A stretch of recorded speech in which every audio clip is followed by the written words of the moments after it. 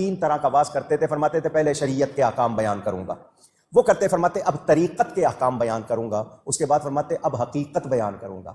معرفت کی باتیں کرتے, لوگوں پہ وجد ہو جاتا, ہو کر کے باہو ہو جاتے تھے. جنازے اٹھتے تھے آپ کی مجلس سے, یعنی لوگ تاب نہیں لاتے تھے, اسی کیفیت میں انتقال ہو جاتا تھا, جنازے اٹھا کرتے تھے. کوئی کریٹو ورک بھی کیتا جائے, کوئی پازیٹیو ورک بھی کیتا جائے, ساڑے ہی جے بندے اپنے ہی بندے مار دے رہے ہو. یوٹیوب پہ گستاخانہ ویڈیوز چڑھانے والے تو کوئی نہیں, آپ نے نگاہ مار کے ختم کیا. ان کی ہارڈ ڈسک سے ڈیٹا تو آپ نے کوئی نہیں ڈیلیٹ کروایا. حضور غوث پاک رضی اللہ تعالیٰ عنہ فرماتے میں تو قیامت میں بھی اتنی دیر جنت میں نہیں جاؤں گا جب تک سارے مرید نہ ساتھ چلے جائیں. فرماتے قیامت کے روز میں اس وقت تک قدم نہیں اٹھاؤں گا جب تک کہ اپنے سارے مریدوں کو داخل جنت نہ کروا لو. فرمایا مجھے اپنے رب کے عزت و جلال کی قسم, میرا قدم اس وقت تک جنت کو نہیں اٹھے گا جب تک میں اپنے سارے مریدوں کو جنت میں داخل نہ کروا لوں.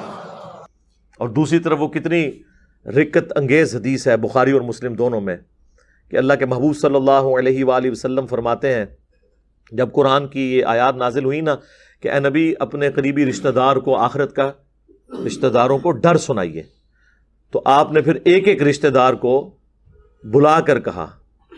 آپ نے فرمایا اے نبی کے چچا عباس, میرے مال سے جو لینا ہے لے لے, اگر اللہ نے قیامت کے دن تجھے پکڑ لیا میں تیرے کچھ کام نہیں آؤں گا. اے نبی کی پھوپھی صفیہ, میرے مال سے جو کچھ لینا ہے لے لے, اگر اللہ کے حضور پکڑی گئی تو میں تیرے کچھ کام نہیں آؤں گا. اے نبی کی بیٹی فاطمہ, میرے مال سے جو لینا ہے لے لے, لیکن آخرت میں اگر اللہ کے حضور پکڑی گئی تو میں تیرے کچھ کام نہیں آؤں گا. اندازہ کریں تو اگر نبی علیہ السلام کے چچا, آپ صلی اللہ علیہ وآلہ وسلم کی پھوپھی, اور سب سے بڑھ کر آپ صلی اللہ علیہ وآلہ وسلم کی لاڈلی بیٹی, جنتی عورتوں کی سردار کے بارے میں یہ کہا جا رہا ہے تو بابے تے شاہی کوئی نہیں جڑے کہندے نے جناب اسی تانوں جنت ہی لے جائیں گے, ساڈے مرید ہو جاؤ. ہاں, جنہوں نے قرآن و سنت پڑھا نہیں انہوں نے آپ کو یہی لارے لپے لگا کے رکھنے ہیں نا. بہجت الاسرار میں حضور غوث اعظم رحمۃ اللہ تعالی علیہ فرماتے ہیں میں درخت کے جنگلوں میں سالوں رہا, درخت کے پتوں پر میرا گزارا ہوتا, مجھے پہننے کے لیے ہر سال ایک شخص اون کا ایک جبہ لا کر دیتا تھا جس کو میں پہنا کرتا تھا. میں کانٹوں پر ننگے پاؤں چلتا تھا, خوفناک غاروں اور بھیانک وادیوں میں بغیر خوف کے داخل ہو جاتا.